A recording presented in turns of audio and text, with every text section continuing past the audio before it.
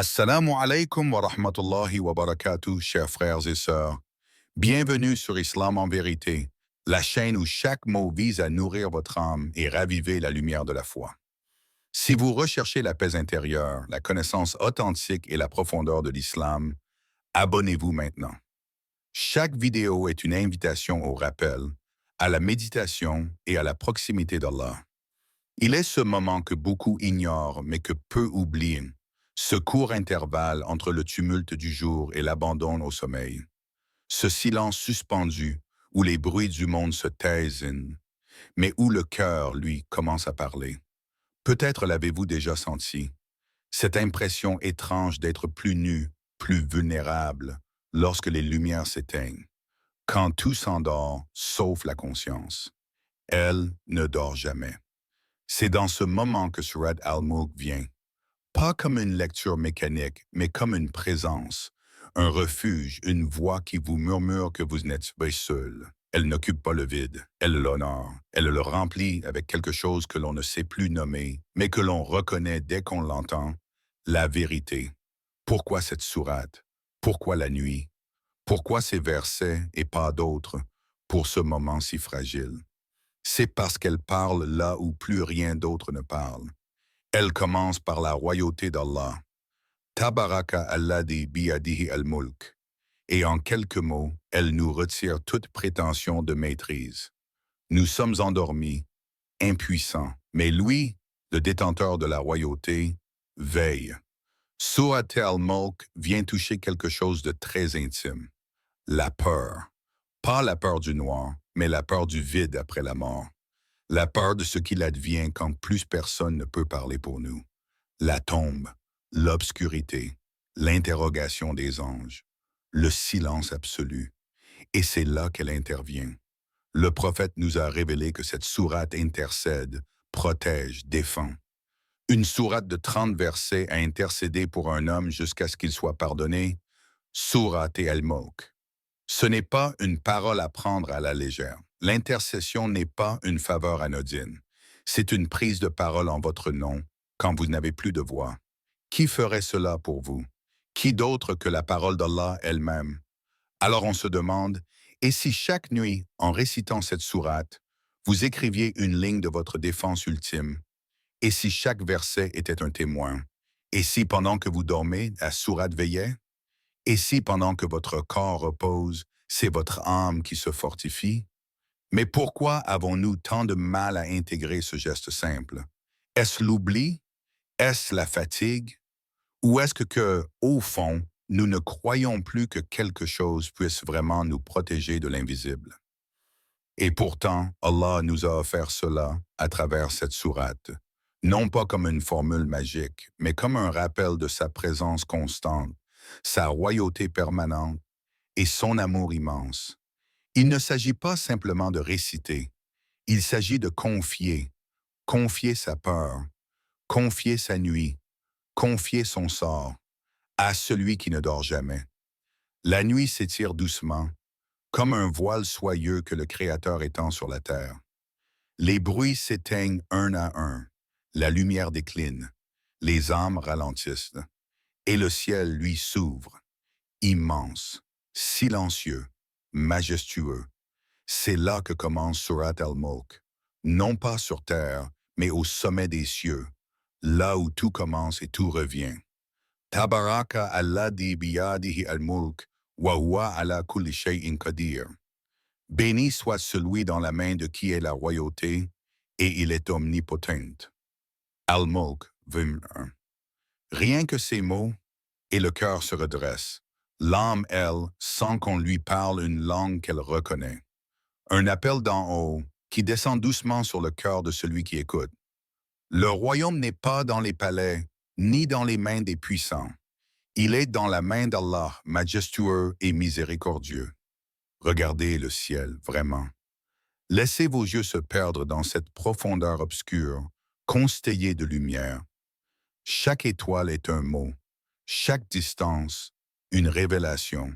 Chaque silence entre deux constellations est un rappel. Il a créé 7 cieux superposés, sans que tu ne vois de faille dans la création du tout miséricordieux. Al-Mulk, veut 3.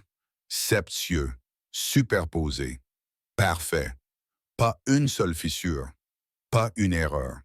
Qui d'autre peut créer ainsi? Qui d'autre peut maintenir en équilibre des mondes que nous ne voyons même pas? L'univers n'est pas chaos, il est ordre, il est beauté, il est la signature du roi. Et Allah nous invite à regarder à nouveau. Il nous provoque avec tendresse, puis retourne ta vue. Y vois-tu une quelconque faille? Al-Mulk veut te rien. Regarde encore, dit-il. Regarde une deuxième fois. Regarde 100 fois. Tu ne verras rien. Tu ne trouveras rien à corriger. C'est une création qui n'a pas besoin de réparation parce qu'elle est l'œuvre d'un parfait. Mais alors, si le ciel est ainsi, si vaste, si beau, si ordonné, pourquoi notre cœur est-il si souvent confus? Et si ce désordre intérieur venait du fait que nous avons oublié de regarder au-dessus de nous? Surat al-Mulk commence là-haut pour nous rappeler que notre regard est souvent trop bas, trop terrestre, trop fixé sur nos pertes, nos soucis, nos faiblesses.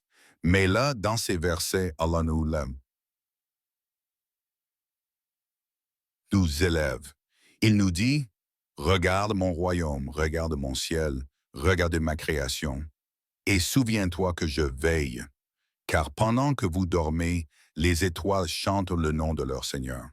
Et pendant que vos yeux se ferment, le ciel reste éveillé.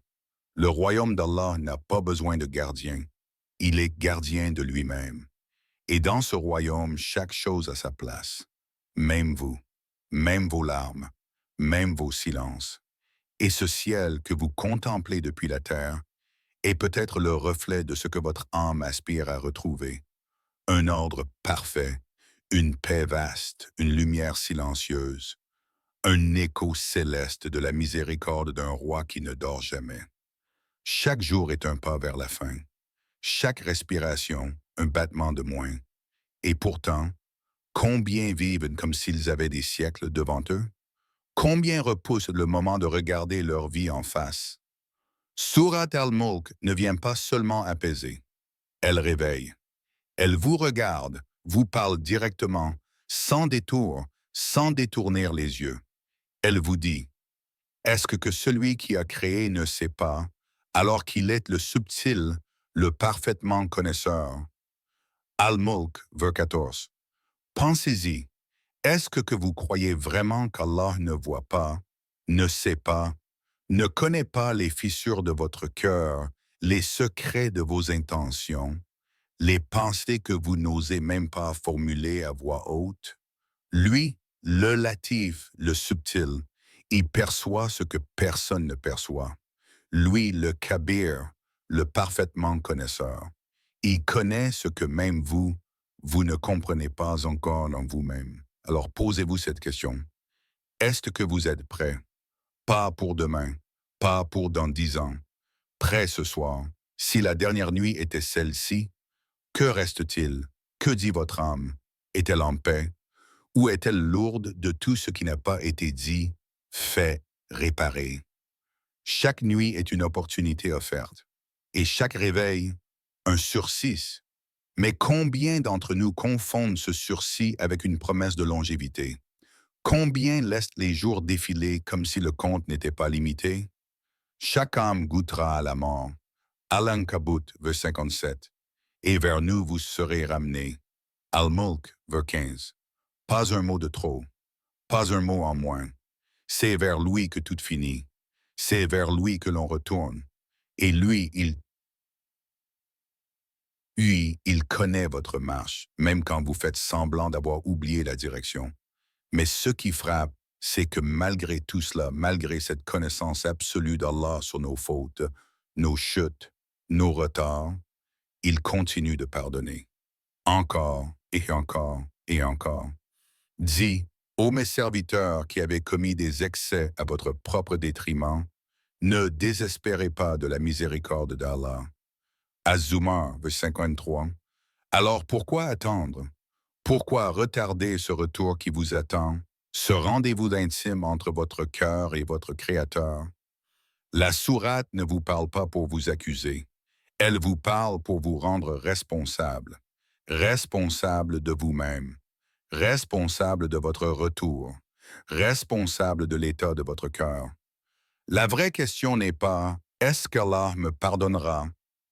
La vraie question est « Est-ce que j'ai le courage de revenir à lui pendant qu'il est encore temps ?» Imaginez, la terre s'est refermée sur vous. Il n'y a plus de murmures, plus de mouvements, plus d'écrans pour vous distraire. Il n'y a pas non plus de titre, ni de rang, ni d'âge. Votre compte en banque ne parle plus pour vous. Votre téléphone ne sonne plus. Il ne reste que vous. Vous et ce que vous avez envoyé pour cette nuit-là. La véritable nuit, celle dont on ne se réveille pas avec un simple réveil matin. Cette nuit-là, elle commence dans la tombe. Une nuit sans date, une nuit sans horloge, une nuit dont seule votre âme connaît le poids. Et soudain, une voix, une présence. Quelque chose se tient avec vous. Pas une ombre ni un souffle. C'est plus que ça. C'est une parole que vous avez connue, répétée, aimée, murmurée avant de dormir. Surat al-Mulk. Elle ne vient pas réciter pour vous endormir. Elle parle pour vous. Elle intercède. Elle repousse. Elle est la protectrice et la salvatrice. Elle sauve du châtiment de la tombe. Hadith rapporté par Ibn Majah. Hassan, vous l'avez récité tant de fois que ces mots sont devenus familiers à votre cœur. Et aujourd'hui, dans ce moment de vérité absolue, elle ne vous abandonne pas. L'obscurité pesante de la terre devient une aube intérieure. Les murs étroits de la tombe s'ouvrent comme un refuge. Les versets récités deviennent lumière, chaleur, compagnie. Puis quand la mort vient à l'un d'eux, il dit « Seigneur, fais-moi revenir. Peut-être alors que j'agirai bien dans ce que je laissais derrière moi. » Al-Mu'minun, 2099-100. Mais il est trop tard, sauf si vous aviez déjà envoyé quelque chose devant vous. Une sourate, 30 versets, chaque nuit, comme un bouclier tissé de lumière. Parce que la tombe n'est pas simplement un trou dans la terre, c'est un reflet de votre vie intérieure. Si votre cœur portait la lumière d'Allah, votre tombe la portera aussi. Si votre langue portait ces versets, ils viendront en retour vous porter. Et si vous ne les aviez pas récités, et si vous les aviez oubliés, et si vous aviez repoussé, nuit après nuit, ce moment d'intimité avec le Coran, que reste-t-il pour vous défendre? Qui parlera pour vous quand tout se taira? Car dans cette solitude, tout ce que vous avez aimé dans ce monde vous a déjà quitté, sauf ce que vous avez aimé pour Allah. Et Surat al-Mulk, si vous l'avez chéri, vous le rendra. Vous êtes peut-être fatigué, pas seulement de votre corps, mais de cette suite d'épreuves qui semblent ne jamais s'arrêter. Un chagrin, une perte, un effort non récompensé, une prière qui tarde à être exaucée, et parfois une sensation d'abandon, comme si le ciel était silencieux. Mais si vous retourniez à la source, si au lieu d'interpréter la douleur comme un rejet, vous la voyez pour ce qu'elle est vraiment, une invitation. C'est lui qui a créé la mort et la vie afin de vous éprouver et de savoir qui de vous est le meilleur en œuvre. Surat al-Mulk 22. Pas le plus riche, pas le plus populaire, pas celui dont la vie semble réussie selon les standards du monde. Le meilleur en œuvre, celui qui répond avec patience, avec gratitude, avec conscience, celui qui reste digne, même quand le sol se dérobe sous ses pieds. Les épreuves sont le langage discret qu'Allah parle avec ses serviteurs sincères. Elles ne sont pas là pour briser, mais pour révéler. Révéler ce qui dort en vous, ce qui, sans le choc de la douleur, serait resté caché. Le courage, la foi, la confiance pure, celle qui pousse à dire « Je ne comprends pas, mais je sais que tu sais ». Et si la larme sur votre joue était plus précieuse qu'un sourire de façade? Et si la chute était une élévation cachée? Et si ce silence apparent d'Allah n'était pas une absence, mais un appel à vous rapprocher davantage? Et nous vous éprouverons certainement par un peu de peur, de faim, de diminution de biens, de vies et de fruits. Et fais la bonne annonce aux endurants. Al-Baqarah, verset 155. L'épreuve n'est donc pas une erreur de parcours. Elle fait partie du parcours. Elle n'est pas un oubli du divin, elle est un choix divin. Et le vrai échec, ce n'est pas de tomber, c'est de refuser de se relever. C'est de ne pas voir que dans chaque difficulté, Allah vous regarde. Et il attend, non pas le désespoir, mais le retour. Car parfois, c'est dans l'épuisement que le cœur se purifie. C'est dans la douleur que la sincérité naît. C'est quand tout le monde vous abandonne qu'Allah vous montre qu'il ne vous a jamais quitté. Et Surat al-Mulk, en quelques versets, le rappelle sans détour. Cette vie n'est pas faite pour s'installer, mais pour s'élever. Pas pour accumuler, mais pour se transformer.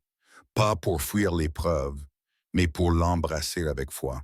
Et si ta démarche en disait long sur ton âme, pas celle de ton corps, non, mais celle de ton existence. Est-ce que celui qui marche face contre terre est mieux guidé que celui qui marche redressé sur un chemin droit? Surat al-Mulk, vers 22.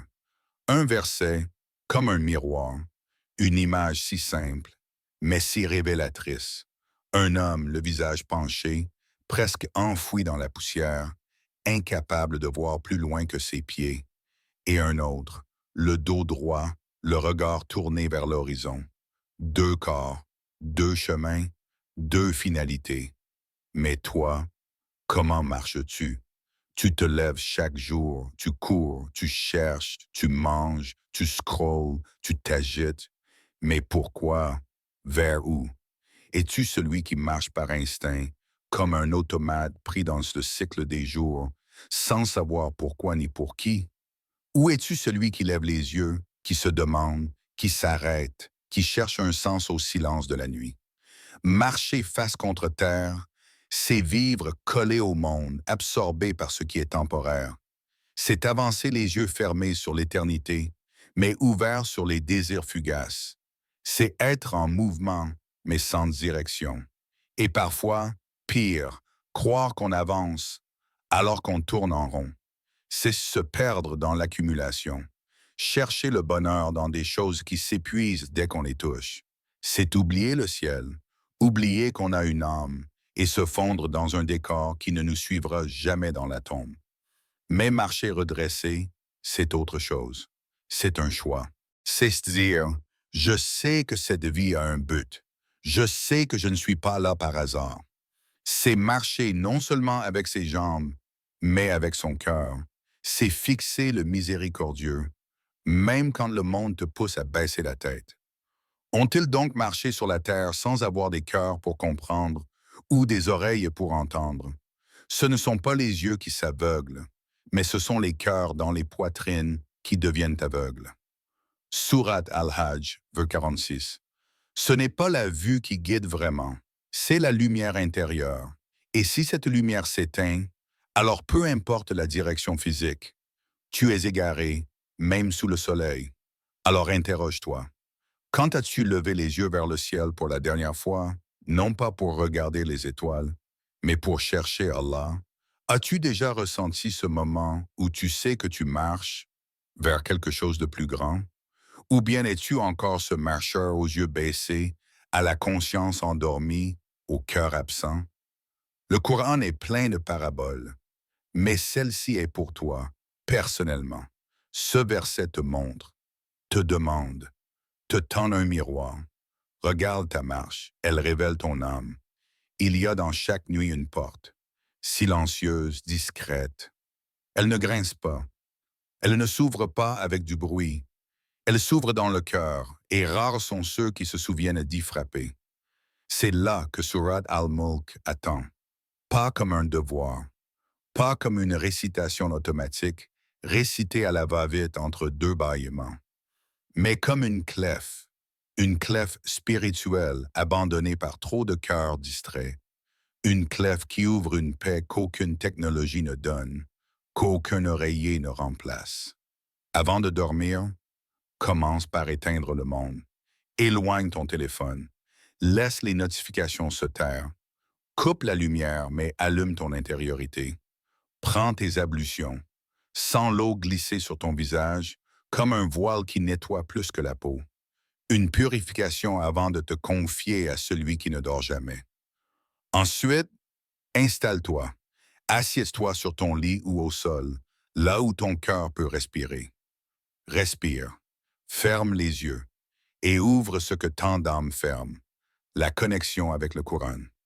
Commence la récitation de Surat al-Mulk, pas comme un robot, pas en accélérant, mais comme un pèlerin de l'âme. Chaque verset, une marche vers la présence d'Allah. Béni soit celui dans la main de qui est la royauté et il est omnipotente. Surat al-Mulk, volume 1. Recense-le. Tu n'es pas entre les mains du hasard. Tu es entre les mains du roi des cieux et de la terre. Et lui, il veille. Là, quand tout s'endort, il reste. Fais de cette sourate ton refuge nocturne. Qu'elle te couvre comme une couverture de lumière. Qu'elle repousse ce que tu ne vois pas. Qu'elle parle pour toi quand ton corps s'abandonne au sommeil. Avant de fermer les yeux, pose ta main sur ta poitrine et dis doucement, « Ô mon âme, je te confie à Allah, le roi des cieux, le maître du secret, le proche et l'éternel, et laisse ton cœur s'apaiser, non parce que le monde est devenu paisible, mais parce que tu t'es souvenu à qui tu appartiens. » Surat al-Mulk, ce n'est pas juste un rituel, c'est un rendez-vous. Chaque nuit, une opportunité de t'endormir, non pas vidé, mais connecté. Ce monde est bruyant. Il impose ses rythmes, ses attentes, ses angoisses. Mais votre cœur, lui, ne bat pas au rythme du monde. Il cherche autre chose. Quelque chose de plus ancien, de plus pur, de plus vaste.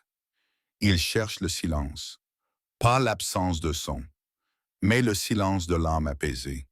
Et dans ce silence-là, Surat al-Mulk devient un souffle. Pas une récitation de plus, mais un chant éternel venu du ciel, qui apaise, éclaire, enveloppe, comme une mélodie venue de l'invisible. Dis, il est le tout miséricordieux. Nous avons cru en lui, et c'est en lui que nous plaçons notre confiance. Surat al-Mulk, vers 29.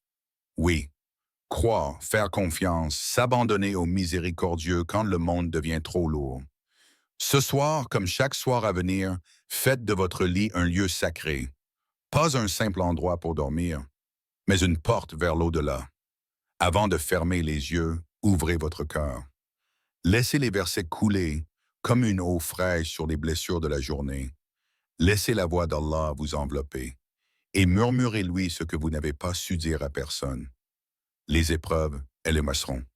Les inquiétudes, elles se dissiperont, mais le Coran, lui, reste. Et cette sourate, si vous l'honorez, vous honorera le jour où tout s'éteindra. Elle est une lumière, un rempart, une compagne fidèle dans la nuit de la tombe et une paix constante dans l'attente du paradis. Alors ce soir, offrez à votre âme ce dont elle a besoin.